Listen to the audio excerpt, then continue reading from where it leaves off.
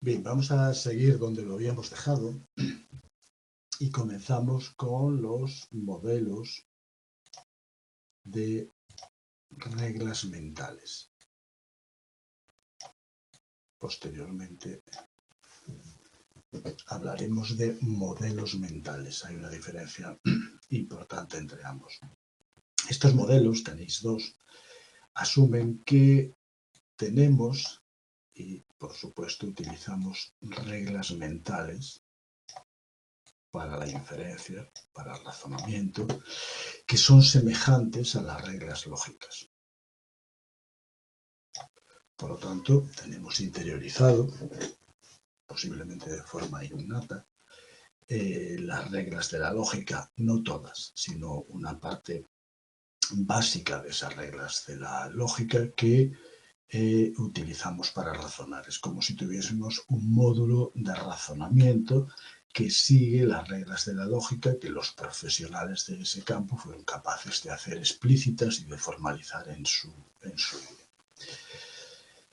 ¿Qué tenemos que hacer para razonar? Pues en primer lugar tenemos que codificar los argumentos, en este caso condicionales, dado que estamos hablando de ese tipo de razonamiento.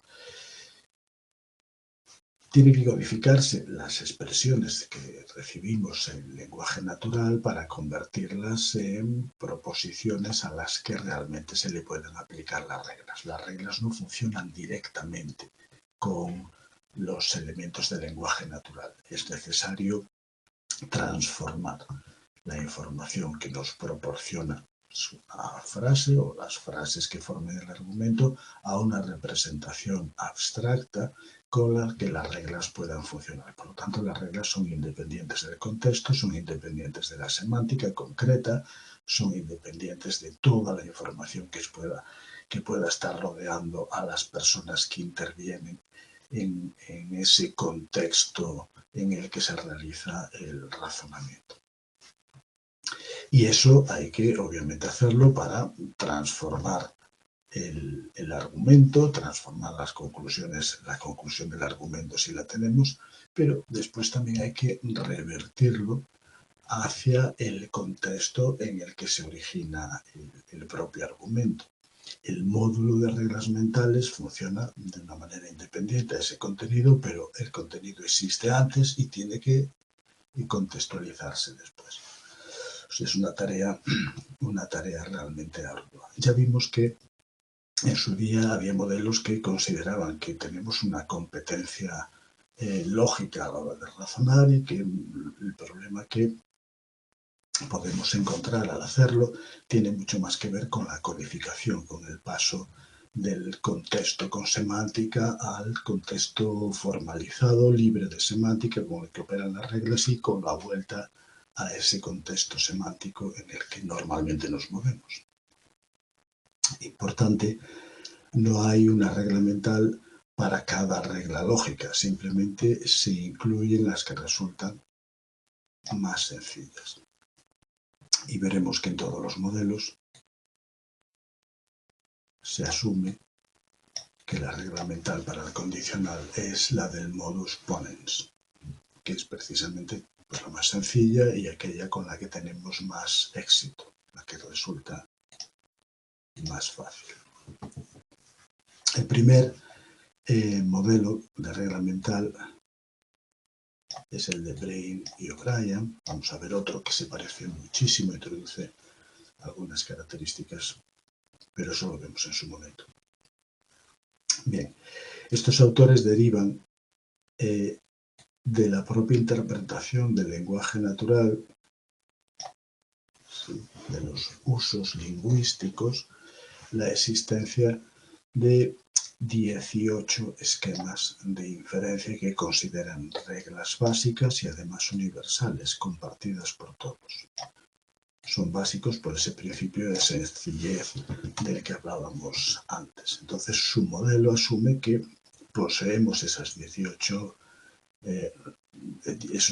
esquemas de inferencia con este formato de regla libre de contexto que se puede aplicar a cualquier proposición que se haya formalizado, que se haya codificado adecuadamente.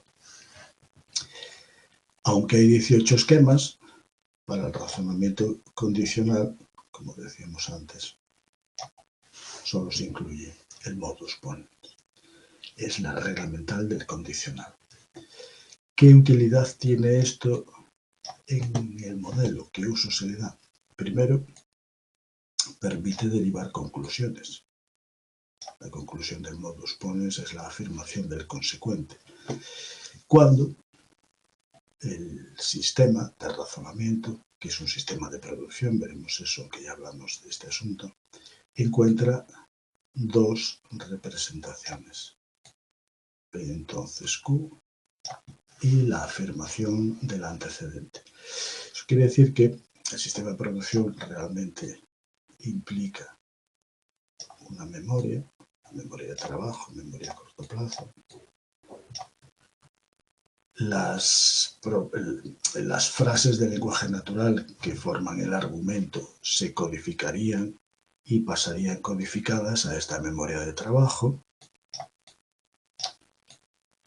Una frase incondicional: si llueve entonces voy al campo, pues se habría traducido en una expresión de este estilo. No necesariamente se asume que tenemos en la cabeza, en nuestra memoria, una P, una flecha y una Q, sino una representación abstracta de la relación entre un antecedente y un consecuente ligado por esa expresión del lenguaje natural de si P, entonces Q, o si esto sucede, entonces debería suceder esto también.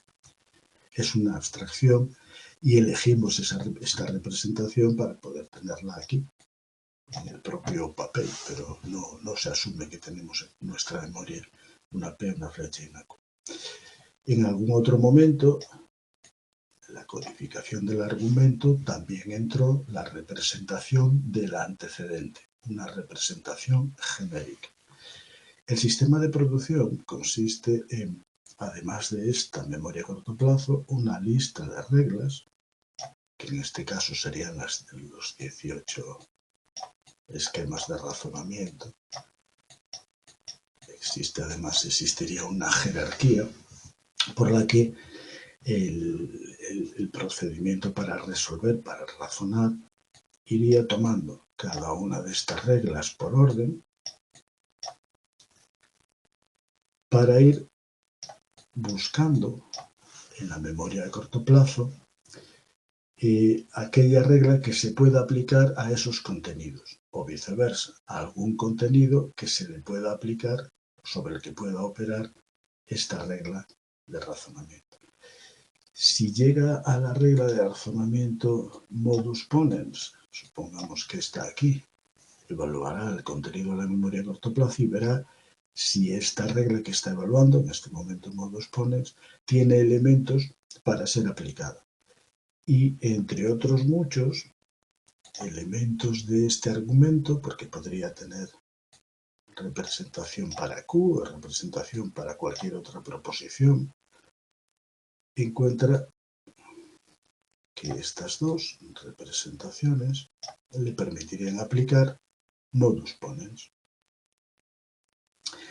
Y básicamente desde la producción encuentra que esta regla es aplicable y la aplica. La consecuencia de la aplicación es la generación de este consecuente, que será esta Q que ya había representado aquí, pero vamos a suponer que no estaba, y que es introducida por la aplicación de la regla. Esta conclusión que se generó al aplicar la regla podría ser el resultado final del argumento, si es que eso es lo que se pide. Mejor nos encontramos con que el argumento que nos dan está completo y además la conclusión de ese argumento completo es precisamente Q, y nos encontramos con que al aplicar la regla también llegamos a la conclusión Q y podríamos decidir que en ese momento acabamos de verificar que el argumento es correcto. Pero en cambio, quizá no ese es el caso, y el resultado de aplicar esta regla consiste o tiene como efecto simplemente introducir esa premisa en la memoria de corto plazo, o sea, proposición que puede funcionar de premisa, y seguir aplicando reglas con un contexto, con una memoria de corto plazo, que ahora tiene un elemento más que quizá pueda ser útil para aplicación de otras reglas. Entonces, bueno, así es como funciona de una forma muy básica un sistema de producción. En primer lugar, la codificación de los argumentos introduce en la memoria de corto plazo los elementos sobre los que pueden trabajar las reglas. Las reglas se activarían si encuentran los elementos que necesitan en su esquema de inferencia y generarían la conclusión que es el resultado de aplicar esa regla sin más. Y eso se realiza en un bucle, es decir, esto volvería a aplicarse cuando se llega a la última regla. Si no se terminó el procedimiento de razonamiento, volvería a aplicarse desde el principio, es decir, ese bucle estaría constantemente localizando en memoria a corto plazo los elementos que necesitan cada una de las reglas, y cuando los encuentran los aplican, generan el resultado y siguen evaluando la memoria a corto plazo. Otro uso de estas reglas no es simplemente la derivación de conclusiones, sino que también es útil la regla para generar las propias proposiciones condicionales. Siempre que se encuentre un término, Q en este caso, que parece que depende de una precondición, un requisito o un supuesto, lo que solemos denominar antecedente. Por lo tanto, la regla también tiene la utilidad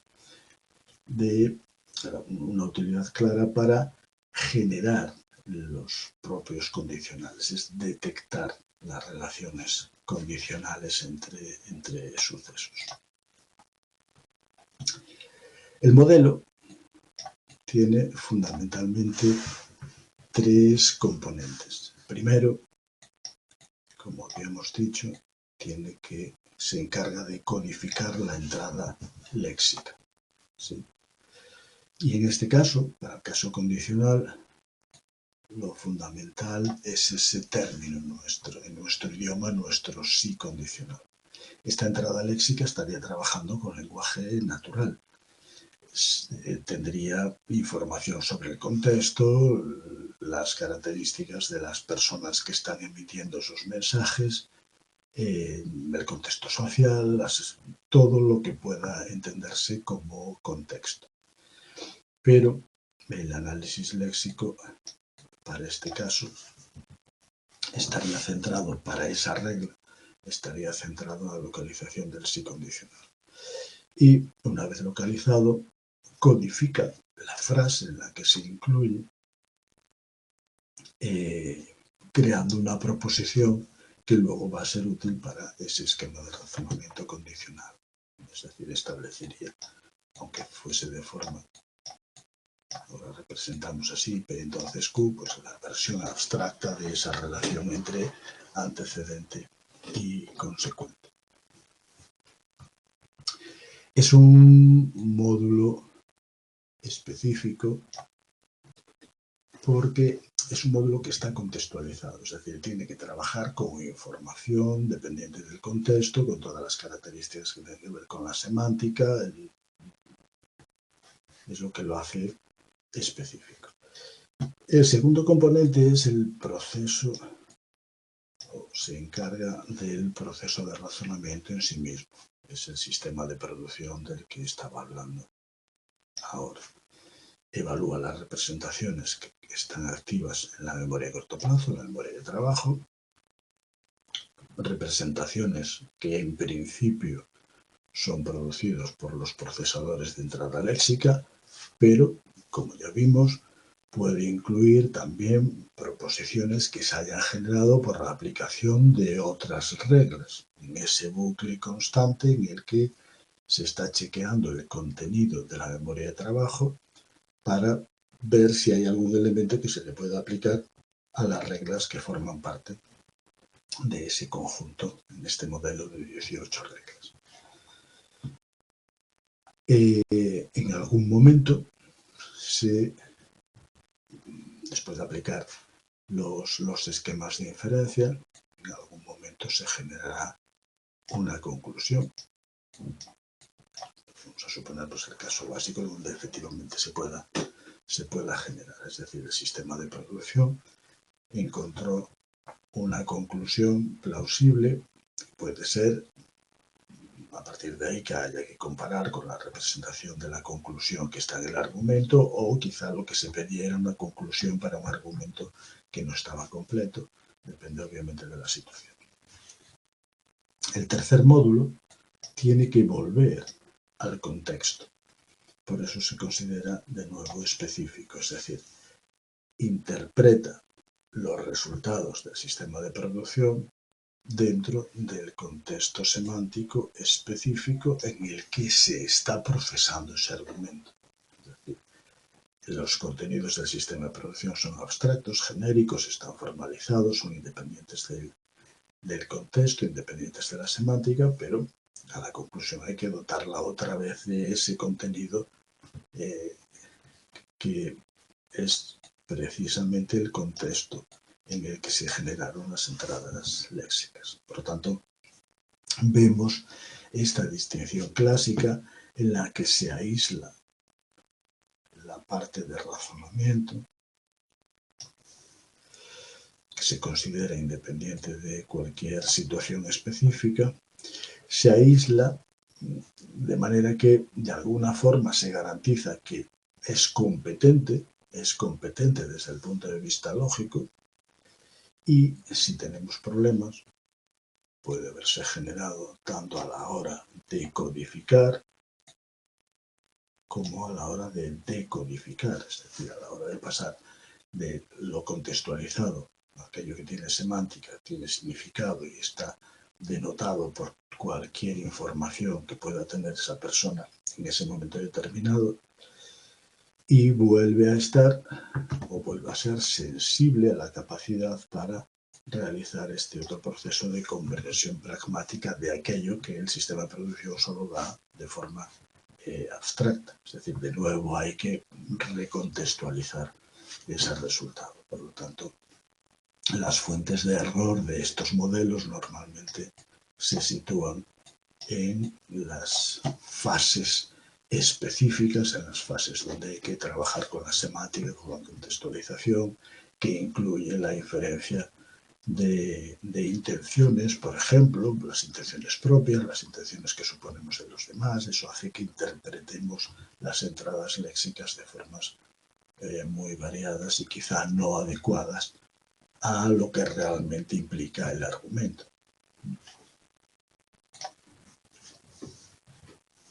El segundo componente, que es el componente de razonamiento, el programa de razonamiento, incluye dos tipos de formas de razonar o elementos de razonamiento. Uno se denomina rutinas, por ponerle un nombre, y generan razonamiento directo. Es la aplicación directa de cualquiera de esas, en este modelo, 18 esquemas de razonamiento básico, 18 reglas básicas. Por eso, se asume en el modelo que las rutinas son comunes a todas las personas, operan con escasa carga cognitiva, tienen una aplicación directa y realmente implicaría la forma menos costosa de resolver un argumento. Entonces, en este caso, el caso condicional, una vez que se localizan los elementos que están vinculados por este sí condicional, estamos en la fase de la codificación, se organizan según ese esquema, luego posteriormente la regla de razonamiento localizaría los dos elementos que necesita, el propio esquema condicional, la afirmación del antecedente, y generaría la afirmación del consecuente, que es precisamente modus ponens. Ya vimos que esta conclusión puede ser definitiva, es decir, la solución al problema que se está planteando, o simplemente puede integrarse con todo el contenido que ya tiene la memoria de trabajo, o sea, la memoria de corto plazo, para seguir aplicando otras posibles reglas, seguir buscando en el conjunto de reglas cuáles pueden ser aplicadas al contenido concreto de la memoria en ese momento. El hecho de que se considere pues, escasa carga cognitiva, que sea la única regla condicional que se incluye dentro de esa lista de 18, el resto, las 17 restantes, podemos encontrarlas en lo que vimos en el capítulo 2, cuando hablábamos de las reglas lógicas, son semejantes a aquello que vimos.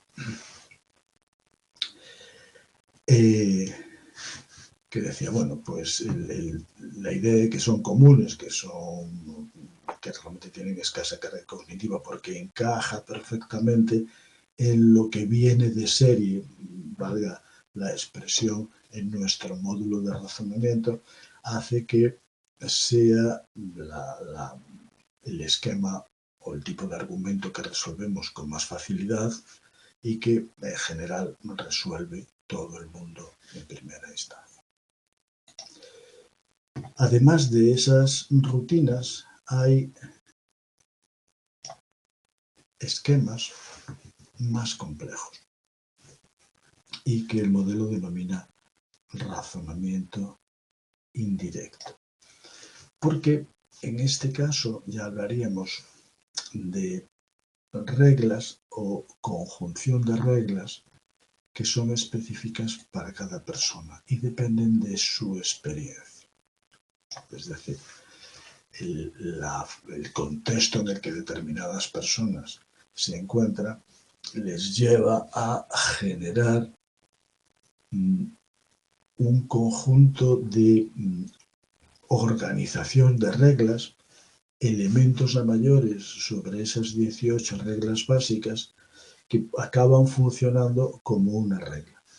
A eso lo denomina el modelo estrategias. Son reglas más complejas que las 18 reglas básicas. Muchas veces puede ser un simple heurístico. Un heurístico, ya vimos, es un procedimiento que no garantiza un resultado, pero que suele tener la utilidad básica de simplificar un problema.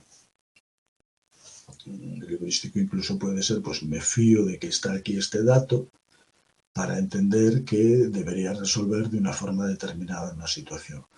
El heurístico podría incluir, por ejemplo, no tengo en cuenta esta otra información porque me resulta muy compleja, voy a centrarme solo en este tipo de aspectos del problema.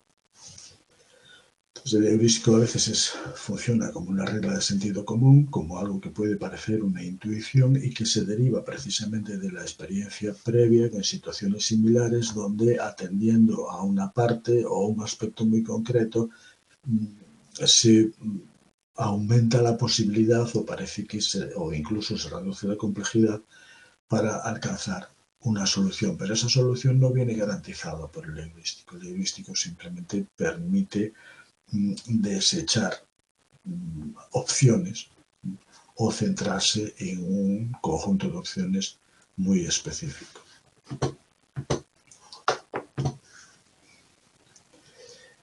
¿Cuándo se aplican estas estrategias? Pues cuando las rutinas por sí mismas no resuelven el problema. Ese es, por un lado, lo que da origen a que una persona tenga que generar estrategias y, por otro lado, la propia estrategia se pondría en funcionamiento cuando las rutinas básicas no dan solución. Es verdad que alguien que tenga mucha experiencia en un campo ya directamente puede acudir a su estrategia. La estrategia puede ser, fíjate, aquí hay un color muy determinado, me centro solo en eso, que en el pasado centrarme únicamente en esto me permitió resolver mejor la tarea.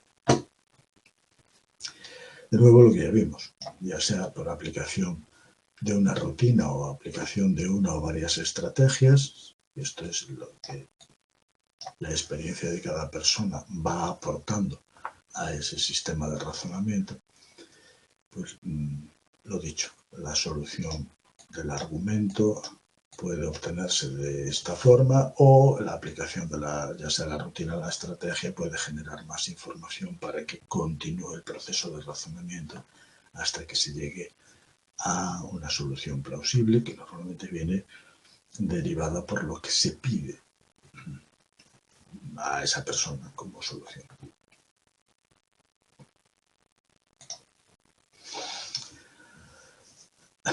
Como en este modelo, la regla básica es la del modus ponens.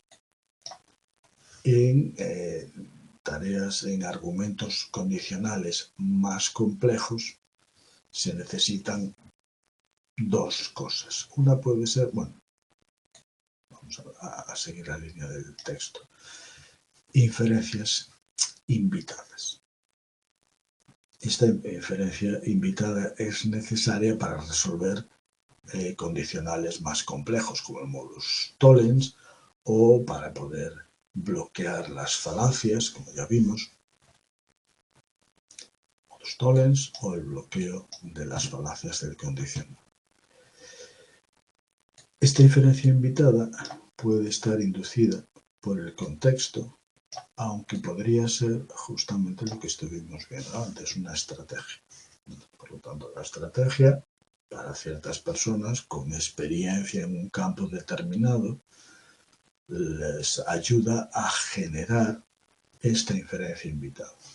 El propio contexto en el que se está estableciendo el razonamiento, la interpretación que se hace de ese contexto puede inducir también la introducción de esa inferencia invitada, que, si da lugar a un éxito, podría convertirse en una estrategia. Esta inferencia invitada permite que, además de codificar la relación entre antecedente y consecuente de esta forma, como implicación material, pueda tomarse, por ejemplo, esta otra. Si no hay P, entonces tampoco habrá Q. Si hay P, habrá Q, es lo que dice la implicación básica, esta representación, y su inferencia invitada, que es muy habitual generar, sería esta. Y eso hace que el argumento pase de ser una implicación a una equivalencia, que directamente hace más simple la solución del problema para la persona que tiene que resolverlo, para la persona que está razonando, pero lamentablemente desde el punto de vista de la lógica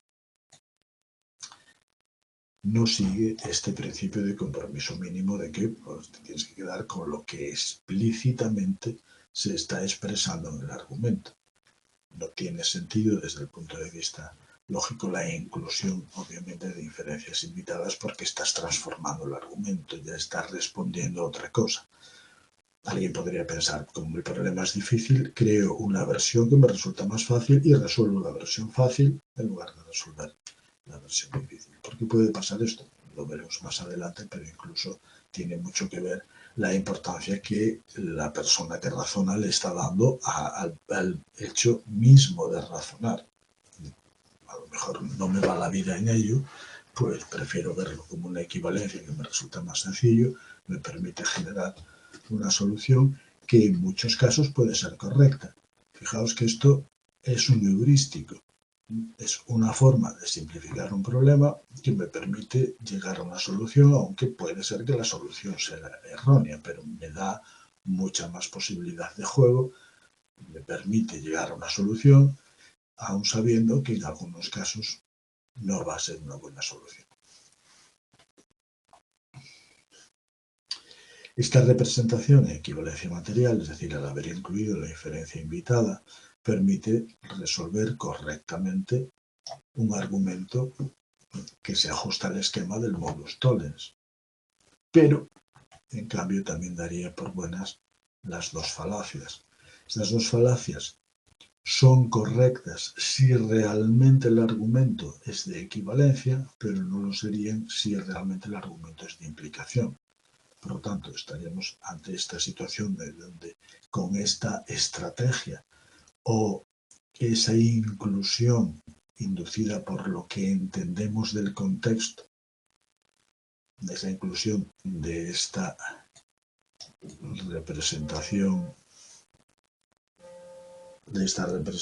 asociada, daría lugar a algunas situaciones donde resolvemos bien y otras situaciones donde no se resuelve el problema adecuadamente. El otro gran modelo que trata el manual sobre reglas mentales es la teoría SICOP. ¿Qué es esto? Un momentito.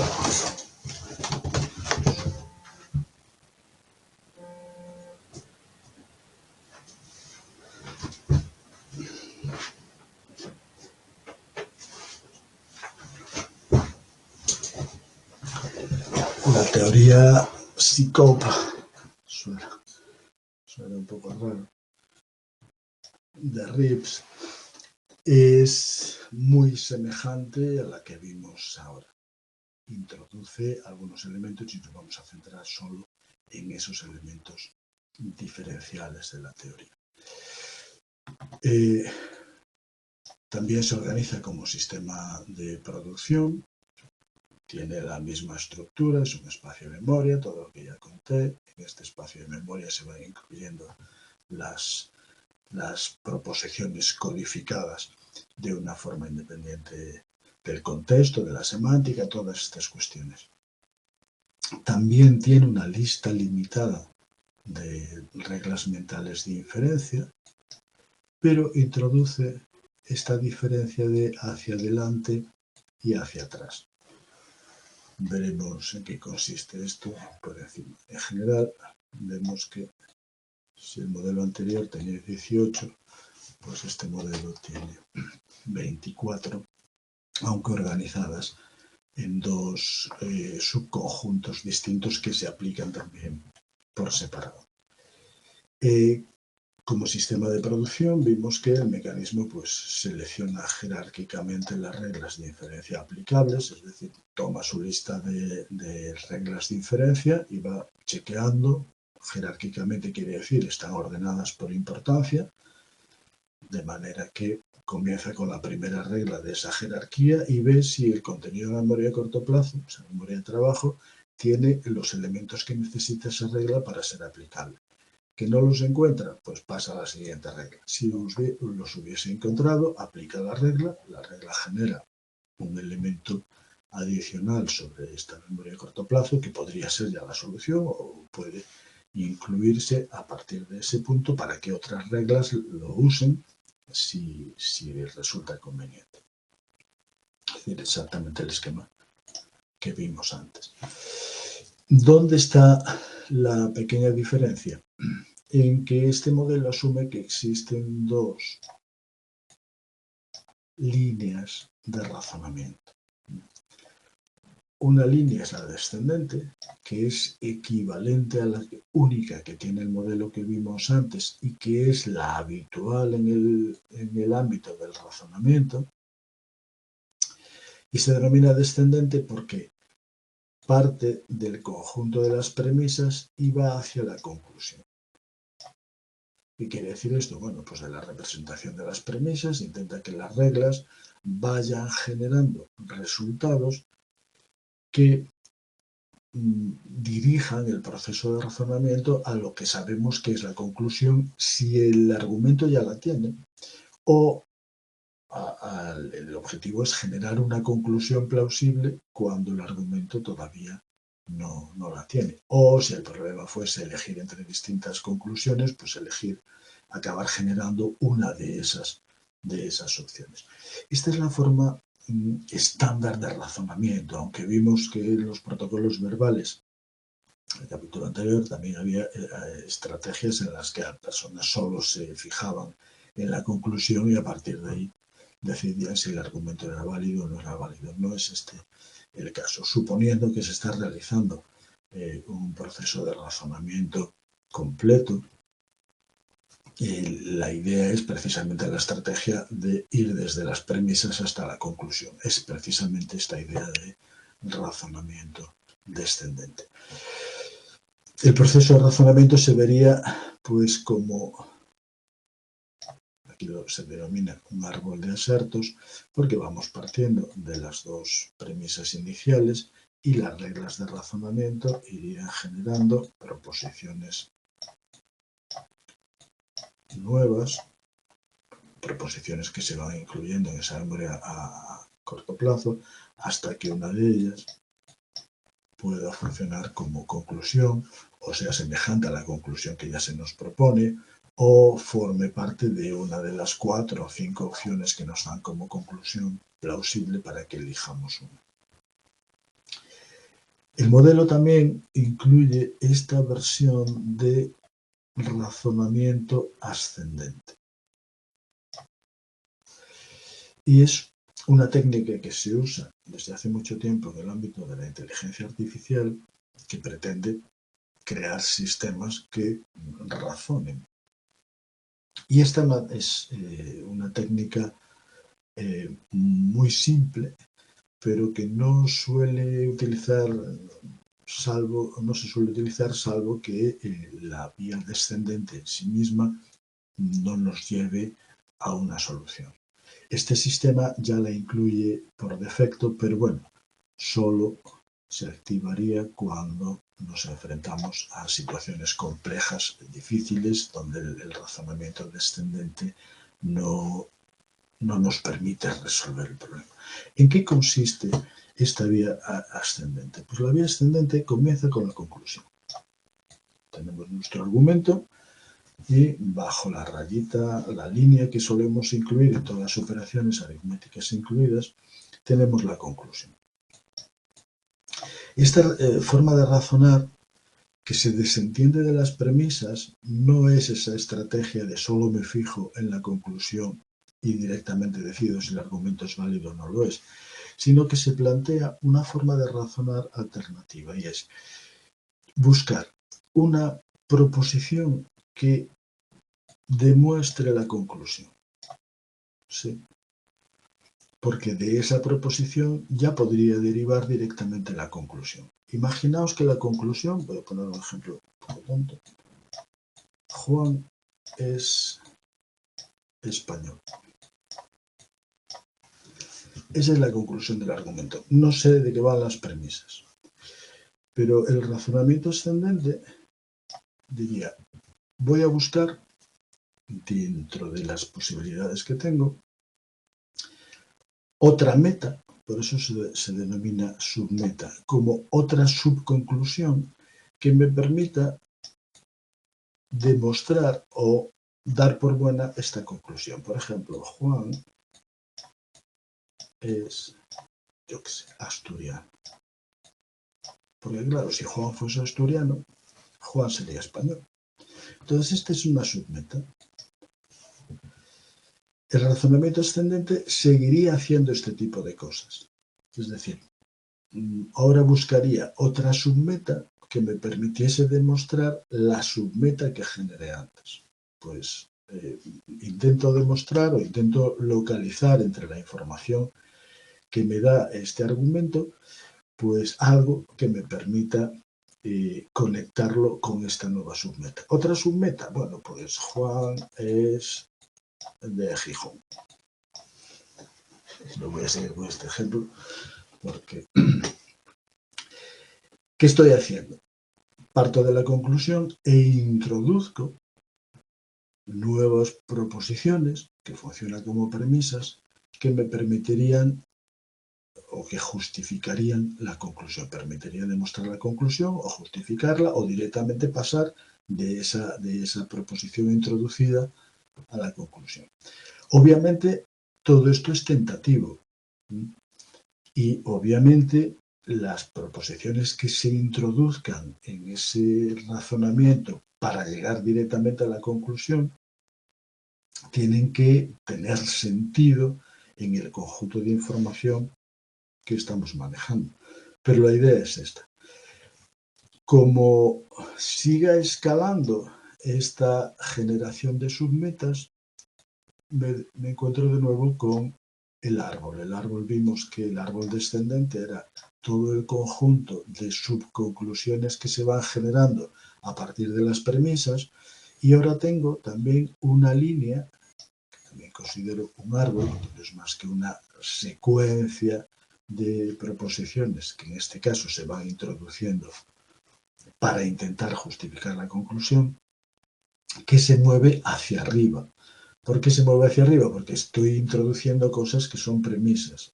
Mi intención es que la vía descendente en algún momento pueda conectarse con la vía ascendente. Si consigo eso, acabo de encontrar toda una línea de razonamiento que me lleva desde las premisas hasta la conclusión. Podría no suceder. Obviamente esto es algo muy parecido a una estrategia. Introduce proposiciones que por sí mismas puedan demostrar la conclusión. Entonces me estoy, entre comillas, inventando un árbol de asertos, pero partiendo desde la meta, partiendo desde la conclusión. Ya digo, se aplica a situaciones complejas. Vimos que las estrategias se generan, las personas las generan en situaciones donde las reglas básicas no le permiten resolver la situación, y es una tentativa, funciona hasta cierto modo como un heurístico, es decir, dedícate, además del razonamiento descendente, introduce una vía ascendente, es decir, mucho más trabajo cognitivo.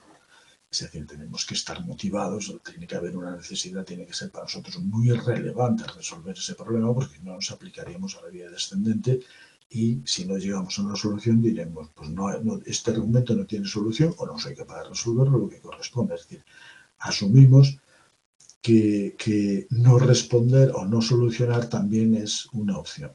Cuando eso no es una opción, pues tendremos que introducir algún recurso adicional. Y uno de ellos es esta vía de razonamiento o cadena de razonamiento ascendente.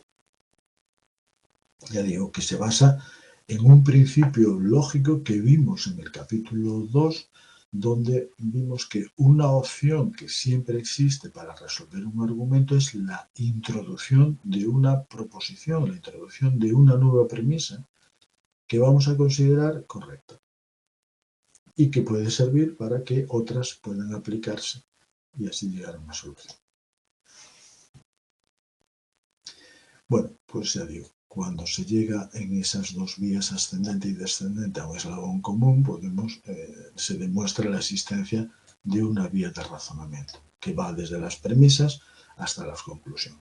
Sin haber introducido esta vía ascendente, podría ser realmente muy complicado llegar de las premisas a la conclusión, porque las reglas básicas no lo permiten de una forma fácil. Como vemos, el modelo incluye la posibilidad de introducir supuestos. Estos supuestos claramente se introducen en la vía ascendente, pero también se podrían introducir en la vía descendente. Otra cuestión similar al modelo que vimos antes, de Brin y O'Brien, este modelo SICOP tiene como esquema básico, como regla básica de razonamiento condicional, el modus ponens, tanto en la versión descendente como en la versión ascendente, lo que se denominan reglas hacia atrás. Una regla hacia atrás de este estilo podría ser, tengo la conclusión que dice Q, por ejemplo. Vale, pues una meta intenta demostrar P y ascendentemente intenta demostrar esto. Con estas dos ya tendríamos la conclusión. Estaríamos aplicando la regla hacia atrás. Pasamos ya a otro apartado. En este caso pasamos de reglas a modelos mentales. Y hablamos ya de teorías. Estaríamos repitiendo modelos de una forma poco útil. Antes vivimos los modelos de las reglas mentales y ahora vamos a ver los modelos de los modelos mentales. En este caso, de forma general, y la primera teoría que se introdujo como tal, incluye 3 etapas. Y ahora vamos a hablar de una cuestión realmente distinta, porque si los modelos previos asumían que las premisas tienen que codificarse de una forma abstracta porque el módulo de razonamiento lógico, dicho esto entre comillas, solo opera con versiones formalizadas, libres de contexto de las proposiciones.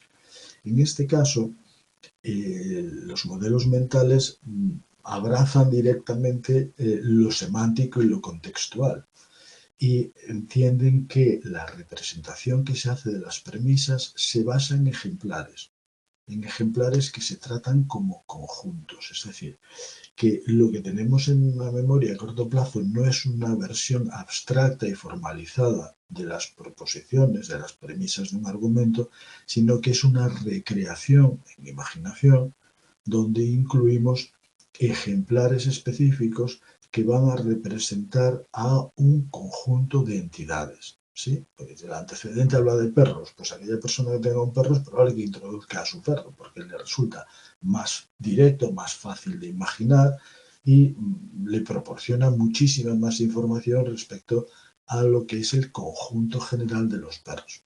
Los que no tenemos tanto contacto, pues representaremos el perro de una forma quizá no tan vívida, con tanta información, etcétera, etcétera. Pero al fin y al cabo incluiremos ahí un ejemplar de aquello que está mencionando la premisa.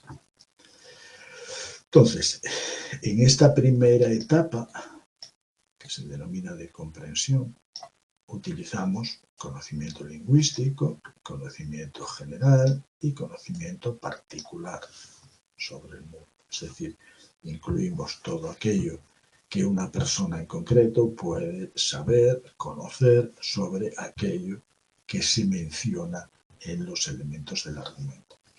Y este modelo mental que se construye intenta describir las premisas del argumento.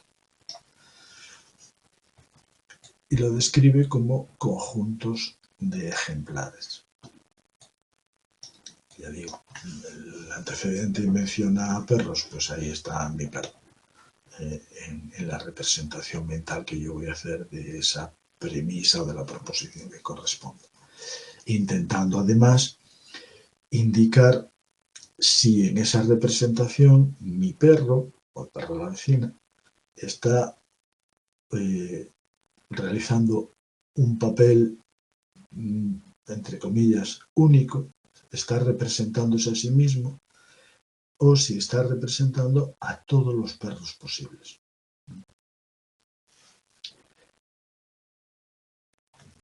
De esa forma se realiza la representación de la primera premisa, de la segunda premisa, que luego tienen que combinarse. Es la segunda etapa. Cada una de las premisas se representaría con esos conjuntos que están ahí identificados por los ejemplares que correspondan y como tal, para formar un argumento las premisas tienen que ser combinables, pues la representación de cada premisa se combina para obtener una representación conjunta. ¿Qué se busca en esa representación conjunta? Ya se busca algo que pueda funcionar como la conclusión del argumento. ¿Sí? De alguna manera, como ya vimos, el razonamiento deductivo no crea información, sino que hace evidente información que ya está implicada en las premisas. Por lo tanto, la representación conjunta tiene esa idea de, además de ser sencilla, afirmar o poner de relieve algún aspecto que no estaba presente explícitamente en las premisas por separado. ¿Sí? La representación conjunta de alguna manera tiene tiene que ser significativa, es decir, inducirnos a una conclusión, que además es la conclusión tentativa del argumento. Si el argumento no tiene conclusión, porque lo que nos piden es que la generemos, pues esa será la conclusión. Si el argumento tiene conclusión, tendremos que comparar esta conclusión tentativa con la que ya tiene el argumento, que también tiene que ser representada con lo que se hace en esa fase de comprensión, para ver si existe compatibilidad entre la conclusión a la que nosotros llegamos, la conclusión tentativa, y la conclusión que nos proporciona el argumento como tal.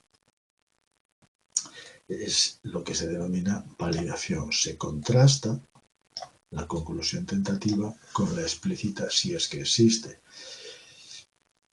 ¿Qué sucede a partir de aquí? Y es un poco el punto especial de este modelo. Si existe una compatibilidad entre la conclusión tentativa y la conclusión explícita, la que está ahí, la idea es generar modelos alternativos.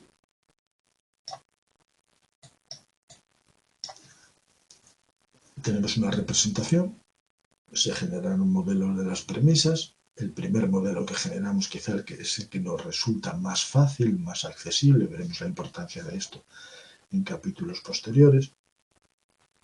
Y vimos que en esa primera representación de premisas y conclusión hay compatibilidad.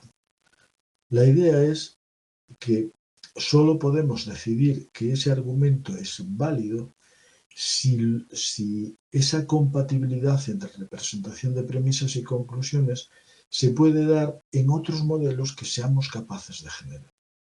Entonces, con las mismas premisas, la idea es que intentaremos generar modelos alternativos, modelos diferentes a ese primer modelo,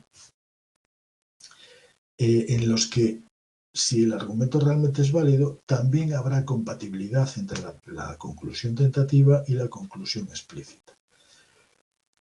Y el argumento, y el proceso de razonamiento, si se hace completamente, debería terminar cuando ya no podamos generar modelos alternativos y en todos los generados hay compatibilidad entre conclusión tentativa y conclusión explícita.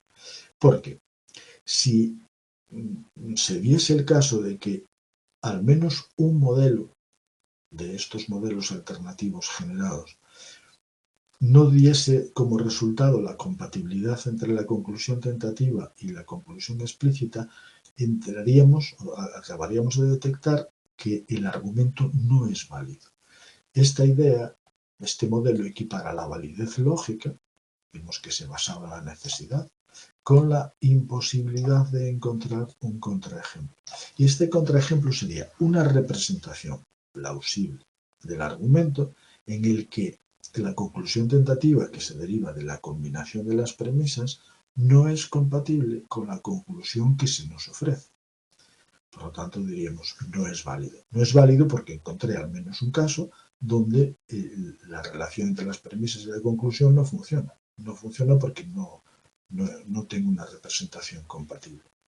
¿Dónde está, por lo tanto, la complicación y la dificultad del razonamiento desde el punto de vista de este modelo?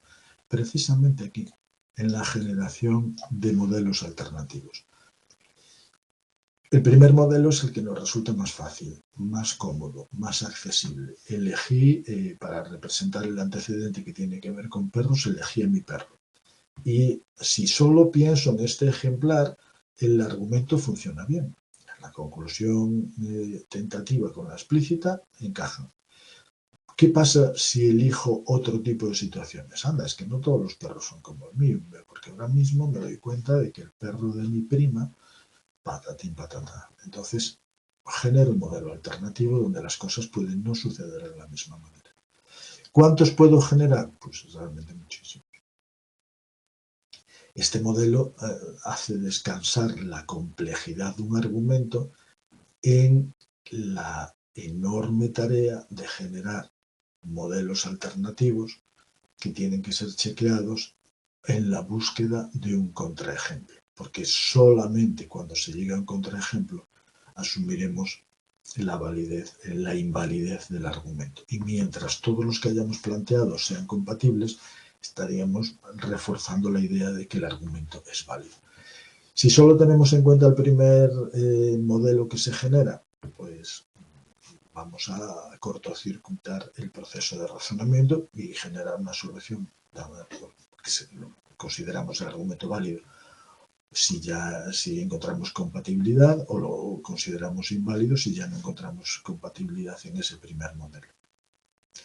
La tarea, la sobrecarga cognitiva que implica adentrarse en la búsqueda de otros modelos tiene que venir mediada, como vimos antes, por una necesidad. Es decir, la persona tiene que entender que es muy importante que haga esa tarea extra de buscar modelos alternativos, porque es la única forma realmente de dar una solución, una buena solución a la pregunta que se plantea de este argumento es válido, y eso en muchas situaciones, especialmente en las situaciones experimentales, es difícil de encontrar.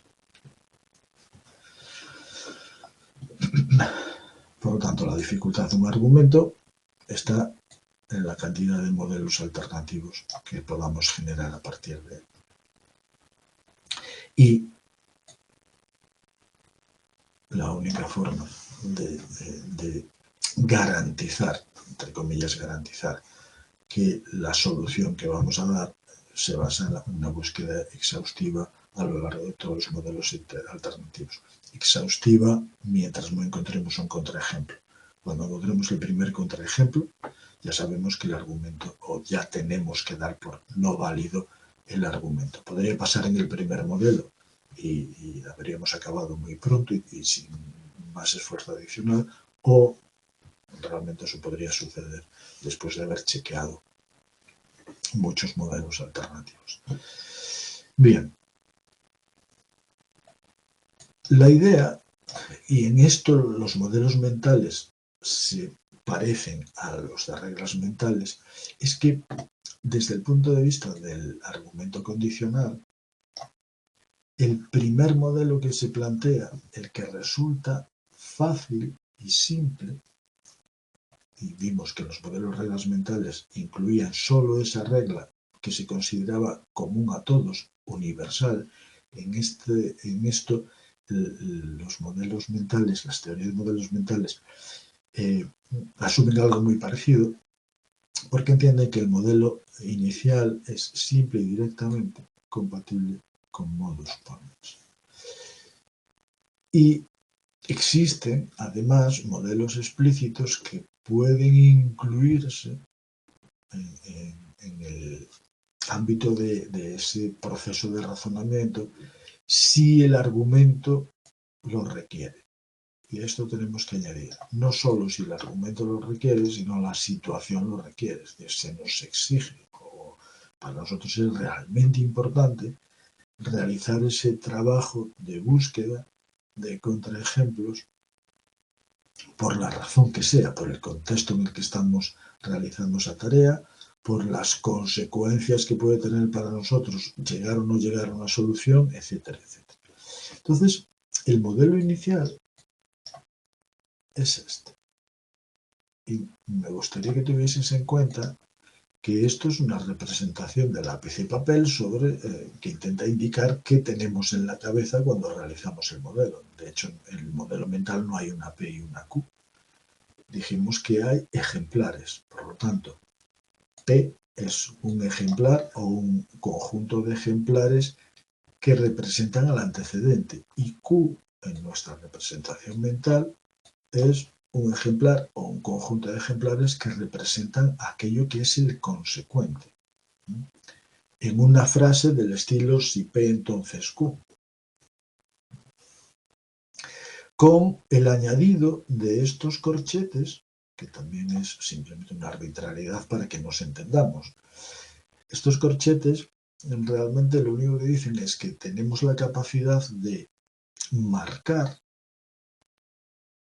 el ejemplar que representa, en este caso, a P, el ejemplar o el conjunto de ejemplares, porque podría estar ahí, imaginemos que el antecedente tiene que ver con perros, pues puede ser mi perro, mis 3 perros, o los perros con los que tengo más conocimiento, aquello que me resulta más accesible en la memoria.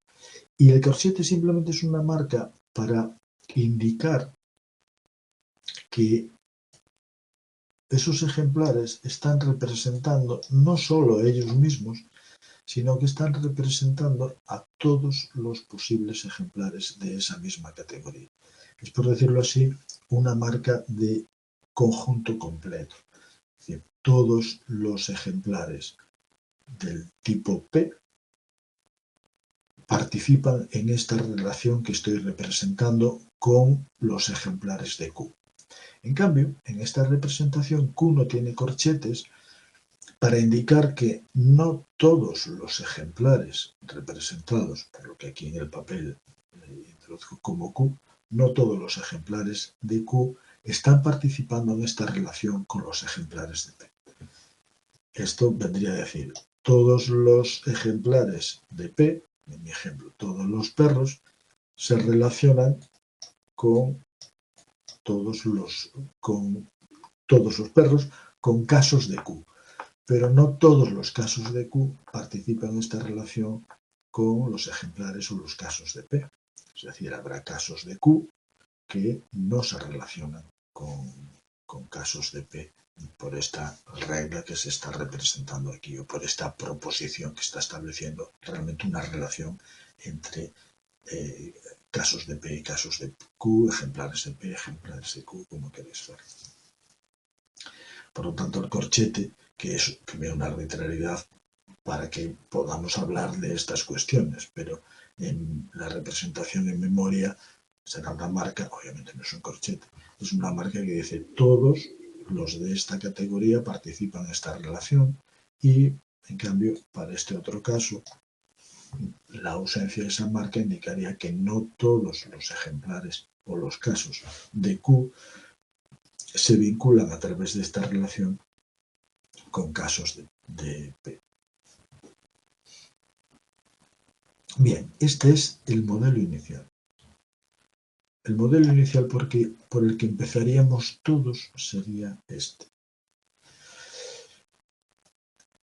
Y es el modelo inicial donde solamente estamos representando la primera premisa del condicional básico que estuvimos viendo. Habría que representar también la segunda premisa y de la combinación de esa representación de esa segunda premisa derivaríamos la conclusión. Imaginemos que la segunda premisa es un caso de P y la combinación de ambos es que tiene que haber un Q por algún sitio, porque todos los de P se relacionan con un Q. Y esa podría ser la conclusión tentativa que habría que chequear con la verdadera conclusión. Imaginemos que está aquí. Y decir, pues sí, es compatible una cosa con la otra, este modelo funciona. ¿Qué habría que hacer? Pues depende de las circunstancias. Que estamos en una situación donde vemos que no nos exige demasiado y que por la primera respuesta puede ser sí, el argumento es válido, sin haber buscado modelos alternativos. ¿Cómo se pueden buscar modelos alternativos? Aquí lo que vemos los denominan, entre otras, no los agota todos, los modelos implícitos. Estos modelos pueden incluirse, pueden hacerse explícitos para resolver casos condicionales más complejos que el modus ponens, por ejemplo el modus tollens. Y aquí vemos un desequilibrio entre la implicación y la equivalencia. Vemos que la equivalencia tiene dos representaciones y la implicación necesita, además de la básica, estas tres. O podría echar mano de estos modelos implícitos para poder resolver un argumento determinado, por ejemplo, para resolver modus tollens o para bloquear las falacias, que es un problema que habitualmente no hacemos. Lo verdaderamente importante es que, por ejemplo, este modelo concreto es muy cómodo y permite reinterpretar, como ya vimos en las situaciones previas, una implicación como una equivalencia. Simplifica la situación, hace que las representaciones sean mucho más cómodas porque la relación exige que todos los ejemplares de P se vinculen con todos los de Q y todos los ejemplares de Q se vinculan con ejemplares de P. Por lo tanto, es mucho más manejable esa representación que no aquellas otras que exigen, además de la representación inicial, echar mano de estas, que puede ser incluso echar mano de las tres.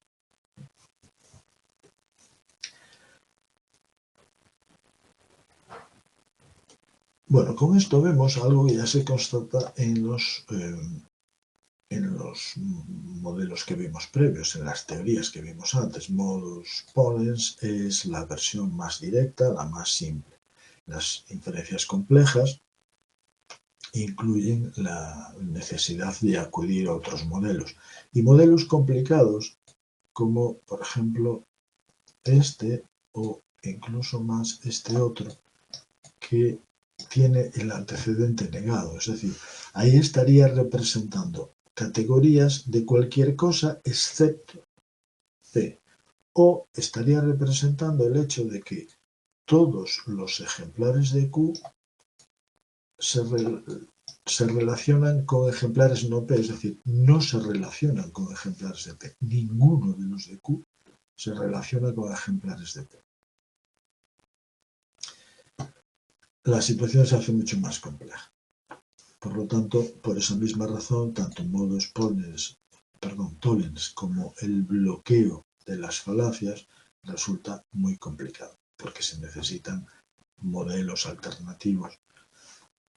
Necesita generarse, que a veces incluso es difícil de visualizar, de imaginar, y precisamente estos modelos se basan en esa imaginación, la capacidad para imaginar representaciones entre aquello que se menciona como antecedente en las opciones de todos presentes, algunos presentes, ninguno presente, y aquello que se menciona como consecuente, que vamos a entender como consecuente, al que también se le aplican todos, algunos, ninguno, etc. Se hace realmente muy complicado. Por lo tanto, el hacer explícitos los modelos implícitos, en algunos casos necesitaríamos todos, supone un trabajo cognitivo muy importante que tiene que enfrentarse no solo a la decisión, a la motivación para realizar ese trabajo, sino también tiene que enfrentarse a las propias limitaciones del sistema cognitivo.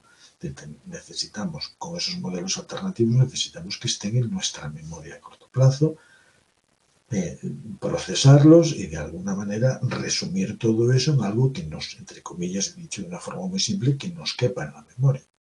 Aunque podemos echar mano a memoria a largo plazo, podemos echar mano de estrategias de memorización, de muchas cosas, pero al fin y al cabo lo que subyace a esto es necesario que estemos motivados para afrontar esta tarea de una forma completa, y normalmente no es el caso. Por lo tanto, a medida que aumentan los modelos, aumenta la dificultad del problema. Entonces, derivado de todo lo anterior, resulta mucho más difícil resolver modus tollens y resulta difícil bloquear las falacias. Tenemos que empeñarnos y dedicar nuestros esfuerzos directamente a eso. El modelo inicial también nos indica que solemos trabajar con lo que se denomina tabla de verdad errónea, también denominada defectiva. Defectiva tiene un defecto, le faltan cosas, porque ese modelo inicial considera irrelevantes los casos no P, ya sea como conjunto o como elementos representados por sí mismos. Es decir, nuestra forma habitual de procesar esas premisas es contemplar solo aquellas situaciones, aquellos modelos donde el antecedente está presente. Y nos resulta más complicado echar mano o regenerar o generar modelos donde el antecedente que se menciona explícitamente en nuestras premisas no está presente. Por tanto, tenemos que echar mano de esos modelos alternativos y forzarnos a razonar en un contexto así. La tabla es defectiva porque la tabla completa, nuestra tabla de verdad, y si realmente queremos resolver adecuadamente el problema, tendríamos que considerarla en su conjunto, pero la versión defectiva no tiene en cuenta estas dos filas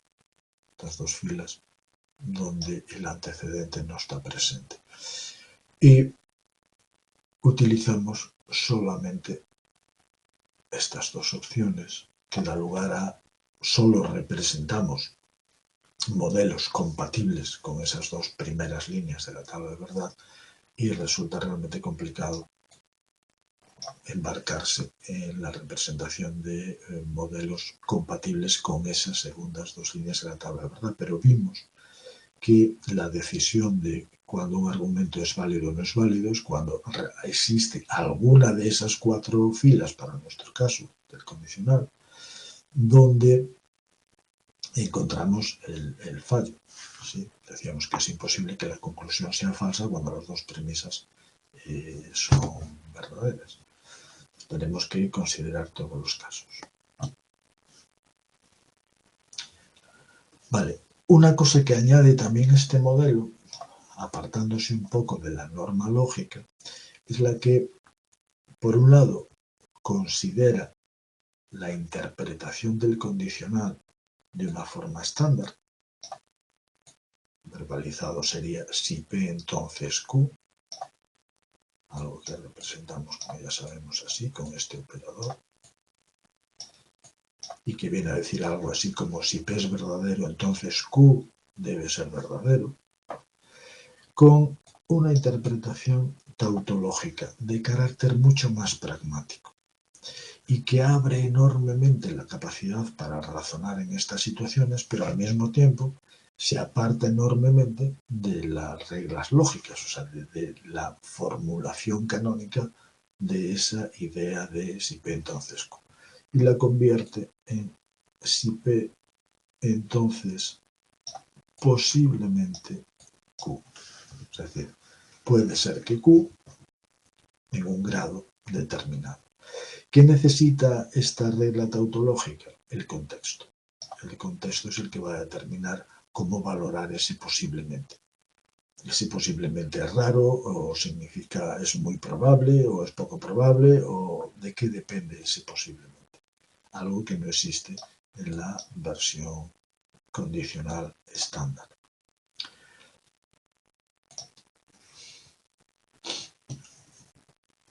La versión condicional estándar la considerábamos libre de contexto.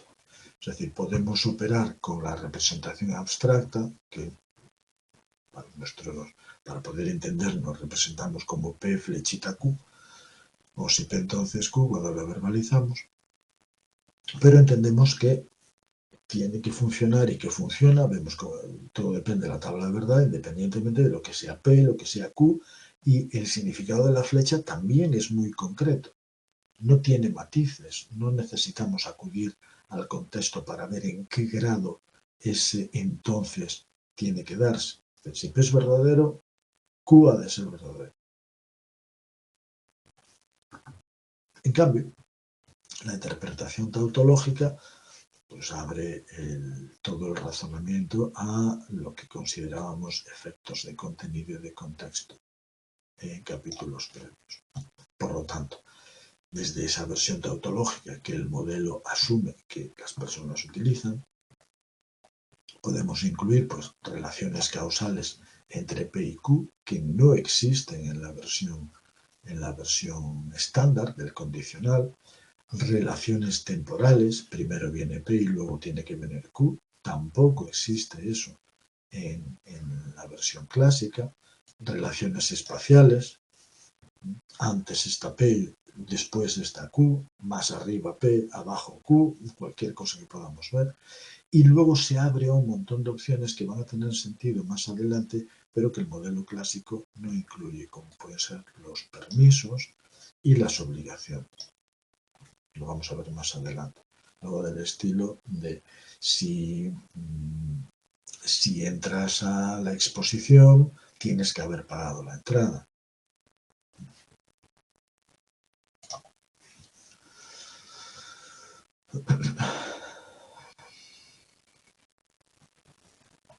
Pasamos ya a otro apartado. Y ahora vamos a tratar los modelos de nuevo reglas. Volvemos hacia lo que vimos en el apartado 2, pero ahora denominadas pragmáticas. De alguna manera, la idea es que efectivamente existen reglas de razonamiento, pero su origen es puramente pragmático. Derivan de la experiencia. Vimos en un modelo previo que había rutinas y había estrategias. Las rutinas son las reglas generales, comunes a todos, universales, y las estrategias serían técnicas o soluciones específicas a las que pudo haber llegado una persona por el tipo de relación que tiene con una parte de su mundo. En este caso, las reglas se generan todas como si fuesen estrategias, es decir, son reglas que se derivan de la experiencia. Lo interesante es que todo esto, y de hecho todo lo que estamos viendo sobre los estudios del razonamiento condicional, comenzaron con una tarea que planteó este autor, Wasson, como queréis verlo, en un momento relativamente reciente, que se denomina tarea de selección. Y precisamente fueron los malos resultados que se obtenían en esta tarea de selección los que despertaron el interés por el razonamiento, en concreto el razonamiento condicional y de forma general el razonamiento humano. Dábamos por sentado que los humanos teníamos una capacidad de razonamiento importantísima, tanto como que nos considerábamos pues, animales racionales, algo de lo que vimos, de lo que hablamos en su día. Parece que el razonamiento es lo característico de los humanos.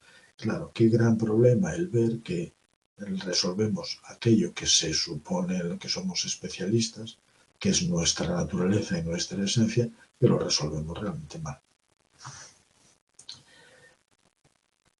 Y esto precisamente pues, abrió la vía, iniciada por el propio Wasson, para esta reformulación pragmática que presentan los modelos de reglas pragmáticas. Bien, la tarea ya la conocéis, es muy simple, se basa en presentar 4 tarjetas. Una tarea sobre una mesa, podría hacerse en otros formatos. Lo importante es que tenemos 4 áreas de información, 4 tarjetas, que tienen escrito algo y se supone que por el otro lado, sin que podamos verlo, también tienen escrito algo. Las tarjetas representan relaciones entre hechos, entre lo que está en un lado y está en otro. Podemos considerar el antecedente una cara y consecuente la otra. Por tanto, las tarjetas tienen 2 enunciados, uno en la cara que podemos ver y otro en la cara oculta. Hay además, y esto fue lo interesante, una versión abstracta y también hay versiones concretas. La versión abstracta incluye enunciados abstractos, letras y números típicamente. Podríamos tener pues, la famosa P y Q, de la que venimos hablando desde el principio.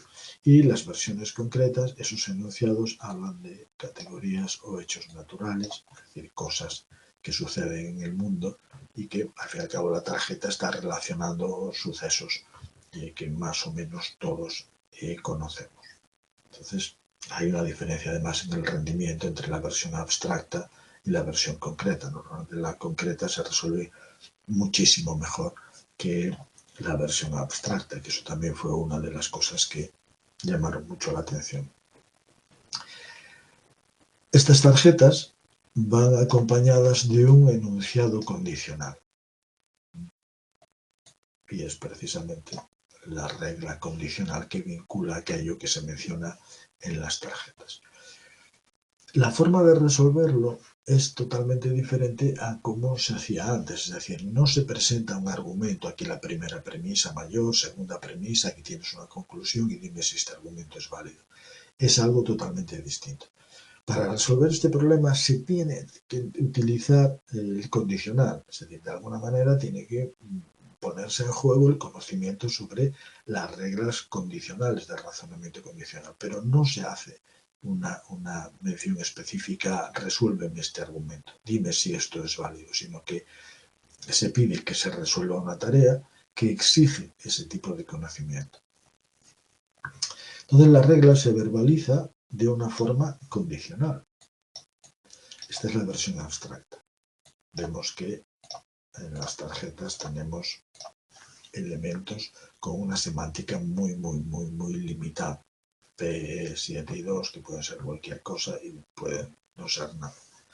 Entonces, la regla, en este caso, dice si hay una consonante por una cara, se está hablando de un antecedente, consonante, el antecedente, entonces hay un número impar por la otra, y eso sería el consecuente, lo que a veces denominamos con minúscula P y lo que a veces denominamos con minúscula Q, que no es el caso de esta P mayúscula, ¿sí? Simplemente una consonante posible. Entonces aquí tenemos P minúscula, es decir, el antecedente afirmado. Esto sería el antecedente negado, no P, porque no es consonante. Esto sería el consecuente afirmado, es un número impar. Y esto sería el consecuente negado. ¿Vale? Y vuelvo a lo mismo. Esta es la P minúscula de la que siempre estamos hablando en el si P entonces Q, y esta P mayúscula, que a lo mejor nos confunde, no es más que una consonante que está ahí. Bien, ¿qué se le pide a los sujetos? Se le pide que den la vuelta al número mínimo de tarjetas que crean que es necesario para verificar si esa regla se está cumpliendo o no. Es decir, de alguna forma estamos planteando, este argumento es válido y es válido en el contexto de estos ejemplos que tienes, que necesitas chequear para ver si el argumento, si esa afirmación, eso que te presento como una regla, se está respetando en estas tarjetas o no. La idea es importante porque lo que se busca es que se voltee el número mínimo, no dar la vuelta a todos. De hecho, hay versiones de esta prueba en la que a los objetos, a las personas que participan, se le da una cantidad de dinero por participar. Y por cada tarjeta que volteen, tienen que devolver una cuarta parte de ese dinero. Esto intentando motivarlos para que lleguen a ese mínimo de tarjetas. Y tendrás que voltear como mínimo una, o alguien podría decir, no necesito voltear nada. Esa persona está buscando quedarse con todo ese dinero inicial. Pero si no aciertan, tienen que devolverlo todo. Por lo tanto, la idea es busca el mínimo, pero intenta resolver bien el problema que te estamos planteando. También hay versiones donde no se da absolutamente nada y pues, se pide por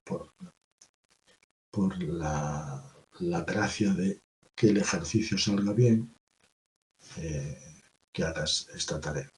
Hay que tener en cuenta que muchas veces en este tipo de situaciones influye muchísimo el preservar nuestra buena imagen y nuestro buen nombre. Como personas que participamos en esto, como sujetos, nos resulta negativo el no acertar. Es decir, queremos hacerlo bien pues, para preservar un poco nuestro honor o nuestro prestigio, si es que tenemos algo de eso. No nos gusta el error y no nos gusta quedar como muy entre comillas como tontos. Pues a veces eso solo es motivación suficiente como para intentar hacerlo bien. Pero bueno, Ya digo, hay versiones donde incluso se usa dinero para forzar esta idea de mínimo de tarjetas. ¿Qué sucede? ¿Cuáles son los resultados que además llamaron mucho la atención? La mayoría de los sujetos giran solo una y además la tarjeta P. ¿Sí? Bueno, realmente esta mayoría se refiere a este conjunto de los dos casos. La letra solo la P, el 33%, o dos tarjetas. El par de tarjetas P, algunos voltean esta y otros voltean esta y esta otra.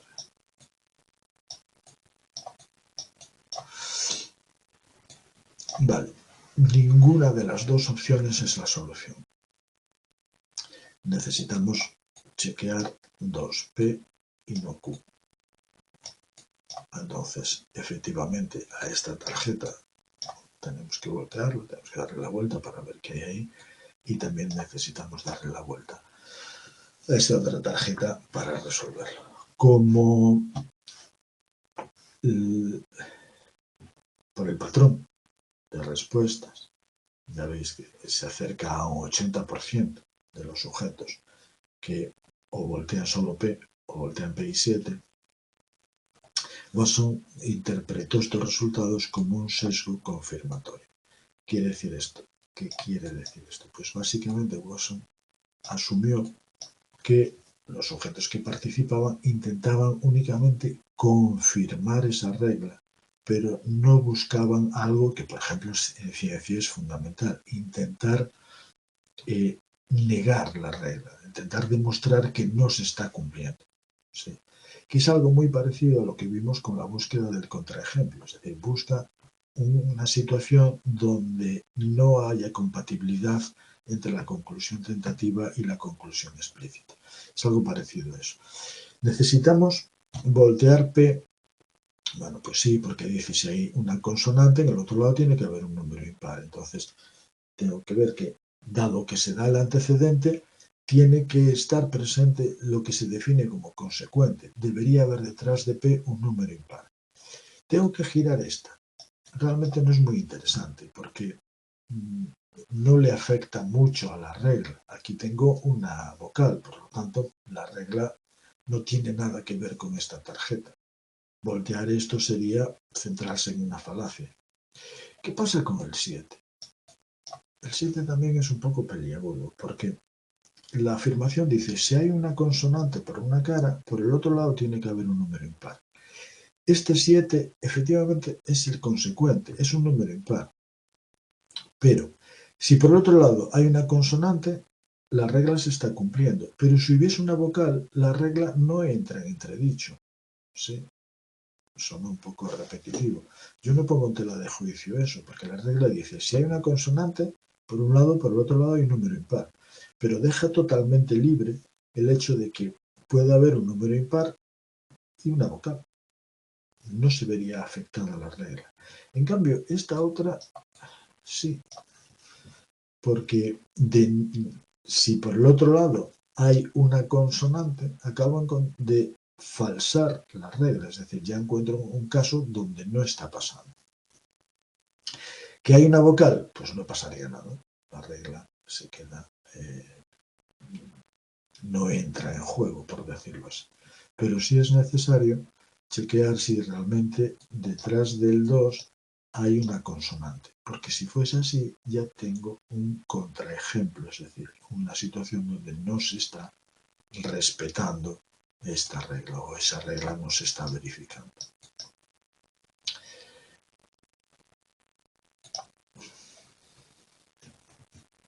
Vale, pues lo que os acabo de decir, realmente tarjeta P y tarjeta 2, que en nuestra denominación sería P minúscula y esto sería no Q. Y necesitamos chequear la tarjeta compatible con P minúscula y la tarjeta compatible, lo que sea en el caso concreto, no Q. ¿Qué sucedía? Bueno, pues cuando pasábamos a tareas concretas, es decir, donde tenemos contenidos que se refieren a cosas del mundo natural, categorías naturales. La regla también es una regla condicional. Si voy a Barcelona, entonces iré en avión, pues detrás de Barcelona tiene que haber un avión. Pero si voy a Cádiz, pues da absolutamente igual, porque no tiene nada que ver con la regla. Si voy en avión, ya directamente me centro primero en esto, pues debería chequear el hecho de que voy en avión. Pues si resulta que en avión voy a Cádiz, pues la regla no entra en juego. El problema sería que realmente yo fuese a Barcelona en avión, pues sería estupendísimo, la regla se está cumpliendo. Por lo tanto, voltear avión no sería útil, porque si se cumple la regla muy bien, pero detrás de avión podría haber pues la palabra Cádiz y la regla no se podría en tela de juicio. Tendremos que aplicar, como dijimos antes, esto es P y esto es no avión. Tengo que chequear esto. Volteo la tarjeta de tren porque a ver de dónde vengo. Sí, que si vengo de Barcelona ya tengo un contraejemplo. Bien, pues resulta que en la versión concreta los resultados en general son mucho mejores que en la versión abstracta. Y aquí se inició buena parte de todo lo que vemos en este capítulo. A partir de aquí, pues se generan modelos que intentan explicar por qué está pasando eso con la tarea de Wason y en general con el razonamiento condicional. Lo primero que vemos son los esquemas de razonamiento pragmático. Es algo característico de estos modelos de reglas pragmáticas, que asumen que esas reglas que nos ayudan a razonar se derivan por la propia experiencia. Sería lo que un modelo que vimos previamente serían estrategias. No habría reglas universales que podemos considerar innatas, sino que estas reglas de razonamiento son derivadas por nuestra experiencia, muy en concreto nuestro aprendizaje, es decir, de alguna forma todo el proceso de socialización, todo el proceso de relación con la naturaleza y especialmente en el contexto social llevaría a la generación de este tipo de reglas. Como esos contextos son comunes a todos los humanos, es normal que todos tengamos reglas compatibles, aunque hayan de generarse a través de la experiencia propia. Chen y Holyoake propusieron un modelo que se basa precisamente en un conjunto de reglas que se organizan como esquemas de razonamiento pragmático que son sensibles a distintos tipos de metas. Es decir, la experiencia que tenemos con situaciones donde se busca un objetivo determinado da lugar a la formación de esquemas de razonamiento. Estos objetivos son categorías de objetivos, son esquemas pragmáticos que a priori se definen como muy amplios porque se pueden aplicar a muchas situaciones concretas. Entonces, tales esquemas se aprenden y sobre todo se optimizan a través de la experiencia con distintos tipos de situaciones, pero que comparten la misma clase de metas. Vamos a ver algunas de estas clases. De manera que una vez que se adquiere ese esquema de razonamiento, el ponerlo en funcionamiento depende de que entendamos que la situación en la que estamos razonando, ese contexto en el que se nos presenta el argumento, es compatible con esa clase de meta que dio lugar a la formación del de ese esquema de razonamiento. En cambio, si no somos capaces de detectar en esa situación los elementos necesarios para activar el esquema, pues nuestro razonamiento se va a empobrecer mucho, es decir, los resultados que vamos a generar pueden ser incluso catastróficos. Por lo tanto, aquí se da una especie de principio en el que tenemos que generalizar la clase de meta, el tipo de objetivo, y luego entender que una situación concreta puede asimilarse o puede verse desde la perspectiva de ese esquema de razonamiento. Entonces, si somos capaces de hacer ese pequeño paso, podríamos aplicar el esquema. ¿Qué esquemas identifican estos autores? Esquemas de regulación, donde lo fundamental es tratar con permisos y obligaciones. Esto es una clase de meta, permisos y obligaciones, es decir, situaciones donde para hacer algo necesitamos un permiso o a raíz de cualquier aspecto estamos obligados a realizar determinadas cuestiones. Estos esquemas se van convirtiendo en un esquema abstracto, es decir, comenzamos teniendo experiencias en una situación determinada que está regulada por permisos, lo que puedo y lo que no puedo hacer. Ya veis que el contexto social básicamente es una ristra de enormes, una lista enorme de permisos y obligaciones, por lo tanto, desde las primeras etapas de nuestra socialización estamos inmersos en situaciones reguladas de esta manera. De forma que en nuestras primeras experiencias vamos teniendo contacto con este principio de regulación por permisos y obligaciones, la experiencia se va ampliando y vamos viendo que hay muchas situaciones distintas que se pueden incluir dentro de esta definición de esquema de permiso y obligación. De manera que el propio esquema de regulación se va convirtiendo, por decirlo así, a medida que vamos teniendo experiencia con distintas situaciones, se va haciendo como un poco más abstracto, porque se tiene que generalizar a todas esas situaciones nuevas que en esencia no es más que una situación donde se está operando con permisos y se está operando con obligaciones.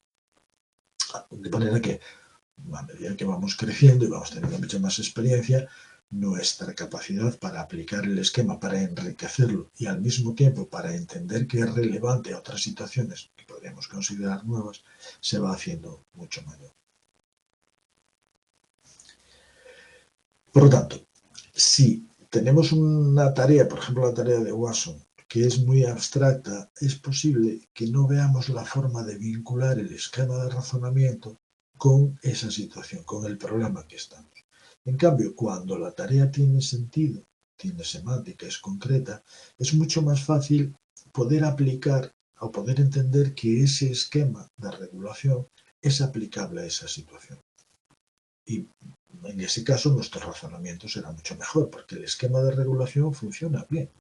Es decir, si tenemos una socialización exitosa, que permite mucha variabilidad, pero si tenemos una regulación exitosa, probablemente apliquemos ese esquema de razonamiento bien. Por lo tanto, la dificultad para hacerlo correctamente radica en poder ver que la situación que tenemos que resolver realmente es compatible con ese esquema de razonamiento. Es decir, con ese gran conjunto de situaciones que ya vivimos hasta el momento en el que funcionaba este principio de permisos y obligaciones. ¿Cómo funciona este esquema de permiso?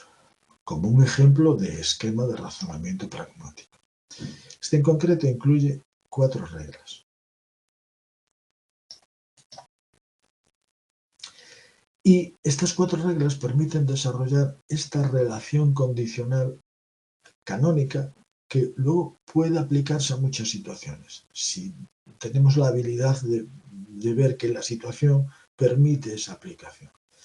Si realizas una acción, entonces ha de haberse satisfecho o ha de satisfacerse, la verbalización puede variar, una precondición. Por tanto, pues yo qué sé, pues puedo ver la película en el cine si pagué la entrada.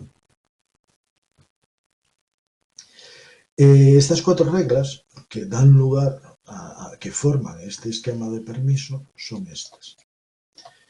Si vas a realizar la acción, entonces debe satisfacerse la precondición. Se puede aplicar a muchas situaciones y nuestra habilidad consiste realmente en ver que la regla es aplicable a esas situaciones. Si vemos eso, es probable que resolvamos esa situación muy bien.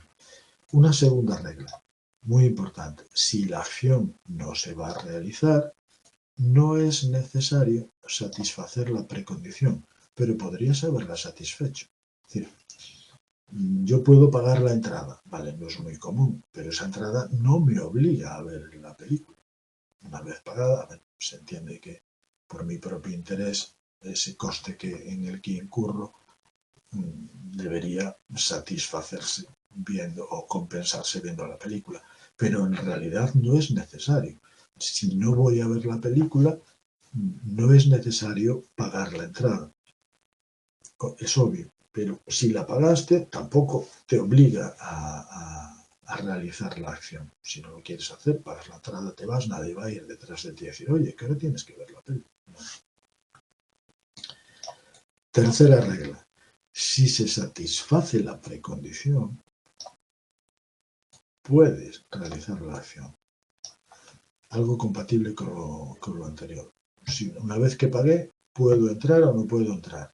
En el otro caso, si no voy a ir al cine, no es necesario que pague, pero podría haber pagado. Pero, bueno, pues pagué, no sé para qué, pero no estoy obligado a hacerlo. De la misma forma, si pagas la entrada, puedes, te habilita, aquí está el esquema de permiso, tienes el permiso para realizar la acción.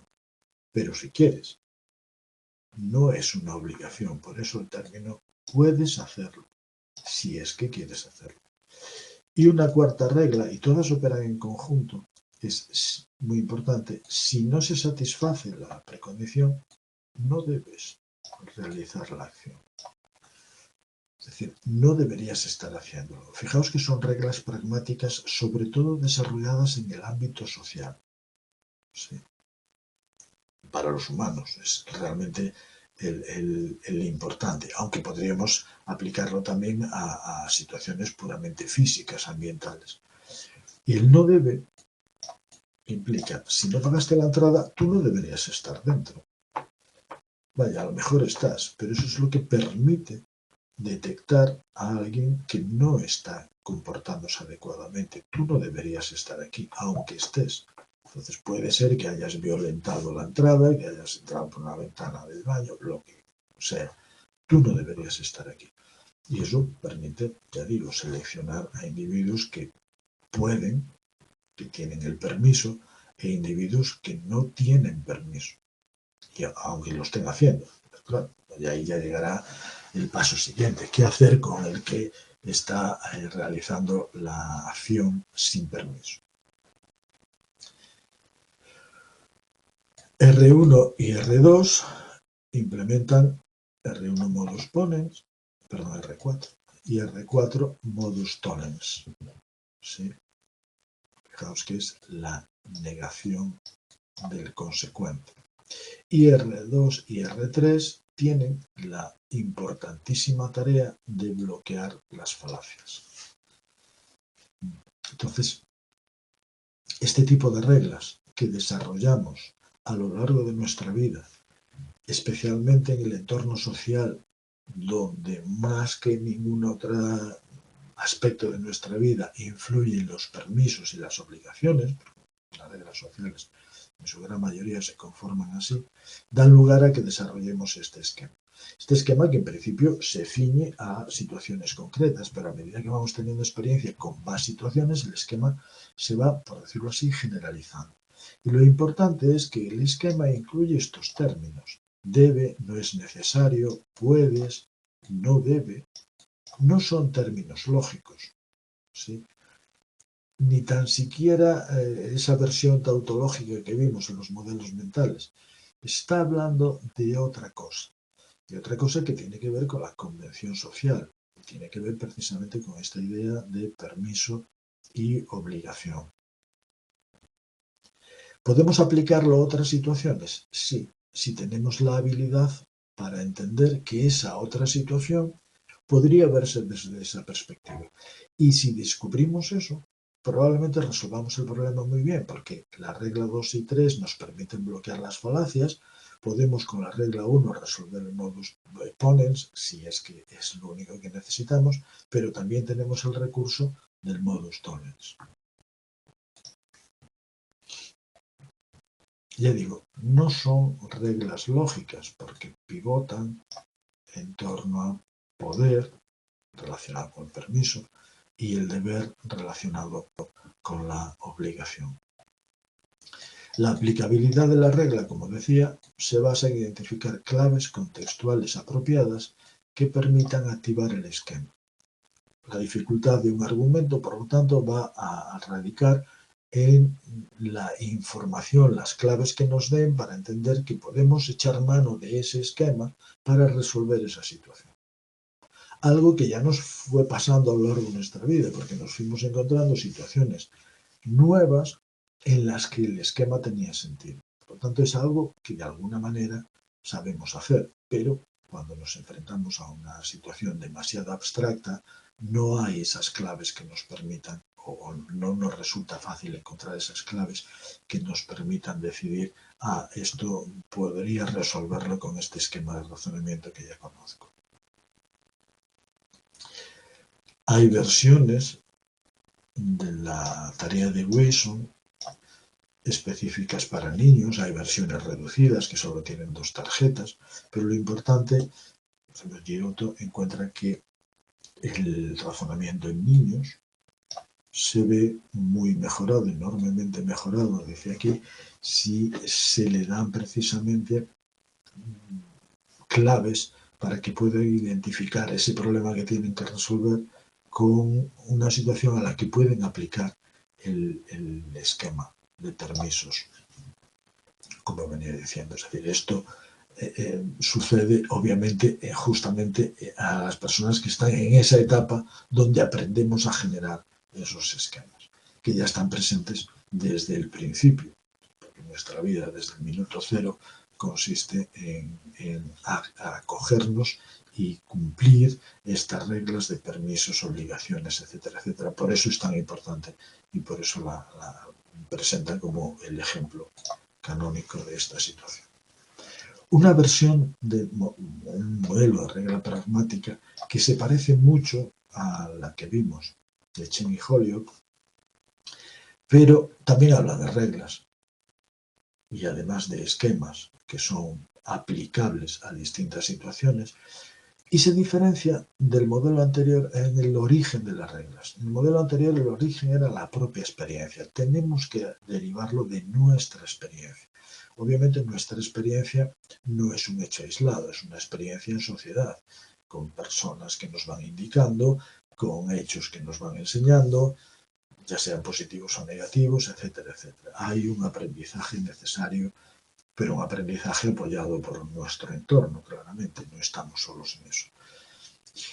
Leda Cosmides y John Tooby tienen una interpretación evolucionista de todo este tipo de la psicología en general, el origen de la mecánica psicológica.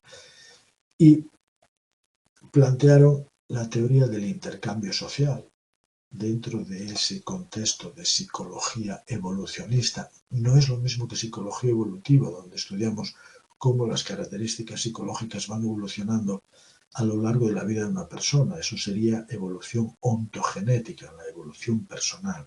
Estamos hablando de evolución filogenética, la evolución de la especie. Entonces, estos autores plantean que estos esquemas de razonamiento, que son muy, muy similares al que vimos de permisos y obligaciones de estos dos autores, pero asumen que el origen no es la experiencia personal, sino que ya forman parte de nuestro repertorio de manera innata, es decir, que tienen un origen filogenético. ¿Por qué? consideran que estas reglas son importantísimas para la regulación social, es decir, que forman parte de nuestra naturaleza social. El haber evolucionado en sociedad, siempre en sociedad, grupos pequeños, grupos más amplios, hizo que esas reglas de regulación, como por ejemplo permisos y obligaciones, se hayan incorporado a un conocimiento que ya va implícito en nuestro cerebro. Es decir, el cerebro, con su estructura, incluye capacidad para resolver un montón de cosas. Eso lo vemos a otros niveles. Nuestra retina resuelve tareas de procesamiento visual de manera autónoma, por decirlo así. El córtex visual primario resuelve tareas de análisis visual de forma innata, en el sentido filogenético que le dan estos autores. Pues ellos plantean que esas cuestiones son tan importantes para nuestra naturaleza social que ya vienen incorporadas y se fueron moldeando y se fueron construyendo y se fueron, por decirlo así, precableando en nuestro cerebro, que es una expresión no muy buena, a lo largo de esa evolución filogenética. Por lo tanto, no tenemos que aprenderlo. Ya no depende de la casuística personal por la que vaya pasando cada uno de nosotros, sino que ya forma parte de nuestro repertorio desde el minuto cero. Son reglas innatas y fundamentalmente tienen una naturaleza social, es decir, el origen de estas reglas están dirigidas o apoyan o soportan la gestión de la vida en sociedad de las personas. Muy concretamente, hicieron hincapié en este esquema coste-beneficio. Y es un esquema equiparable a permisos y obligaciones, ¿sí? Con una versión muy especial, porque coste-beneficio tiene que ver con lo que se hace en un grupo humano. Imaginaos que los humanos tenían que cazar para subsistir. La caza se hacía en grupo. Era un esfuerzo ímprobo, muy peligroso. Era una cosa cuerpo a cuerpo, bueno, todo lo que pudimos ver a lo largo de la historia de la humanidad. De manera que la caza como tal implica un coste muy importante, no solo un esfuerzo, puede ser un coste vital. Los participantes pueden desaparecer. De manera que, ¿quién se debería beneficiar del resultado de esa actividad social? Pues aquellos que hayan pagado el coste para el buen término de esa tarea. Este tipo de reglas, y esta regla en concreto de coste-beneficio, permitiría detectar qué individuos pueden, aquí está el permiso, beneficiarse de los resultados de una acción social y aquellas, ¿por qué? Porque invirtieron en esa acción, ayudaron a hacerla, pagaron el coste por hacerla.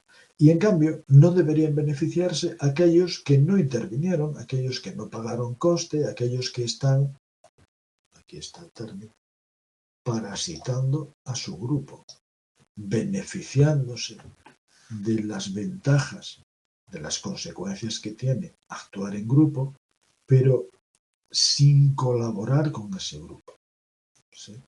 Pues el parásito puede entenderse en algunos contextos como el gorrón, se beneficia y no paga, o cosas más genéricas. Por lo tanto, vamos a quedarnos en la abstracción más educada y elegante del esquema coste-beneficio. Debería beneficiarse solo aquellos individuos que pagaron el coste. Es muy similar a permisos y obligaciones.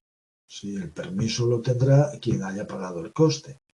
Entonces, entre esas dos versiones, realmente lo que está en tela de juicio es el origen de la regla.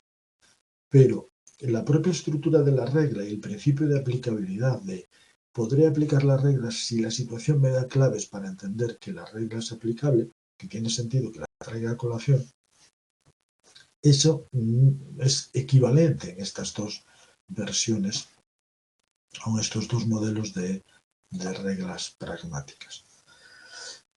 Visto como la tarea de Wason se presentaría así: si se recibe el beneficio, imaginaos, pues si me llevo una parte de lo cazado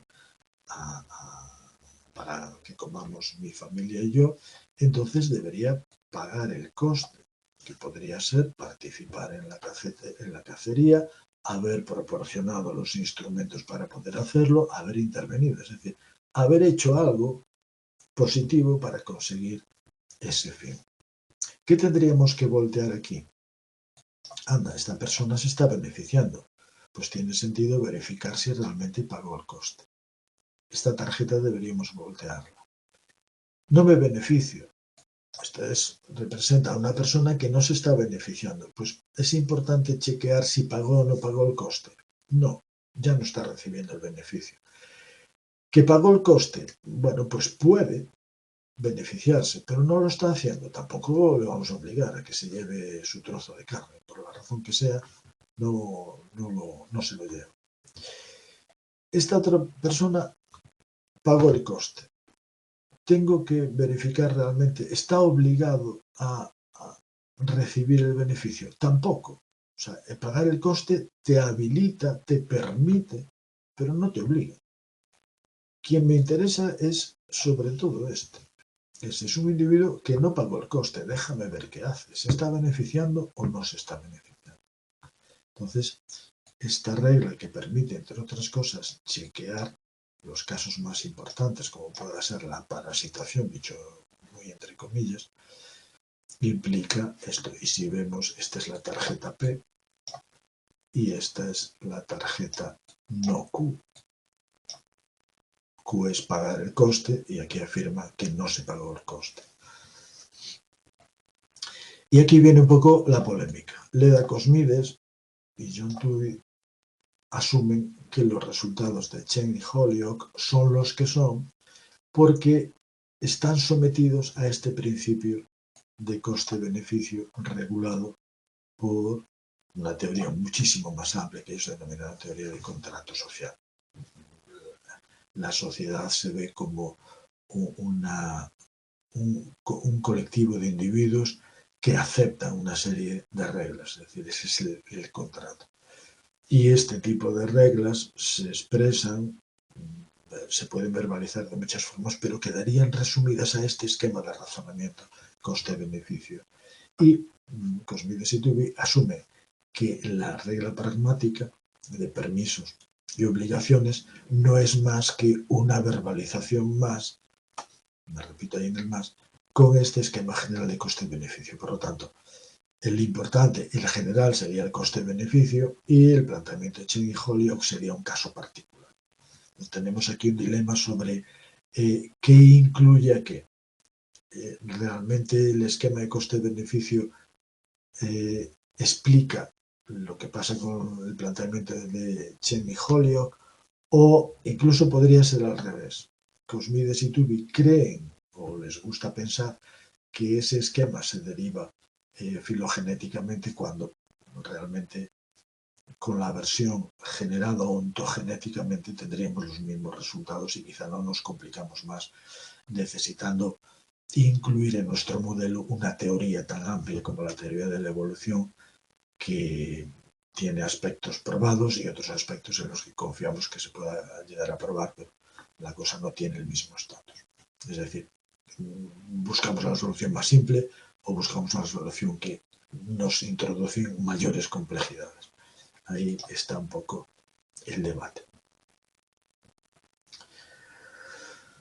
El debate como tal no está del todo resuelto, pero en general se entiende que el esquema de regulación pragmática de Chen y Holyoake, porque es más simple, más parsimonioso, no introduce nada más, pueden incluir la propuesta de Cosmides y Tooby. Hay muchos más, hay más esquemas tampoco. Estos dos autores introducen el papel que puede desempeñar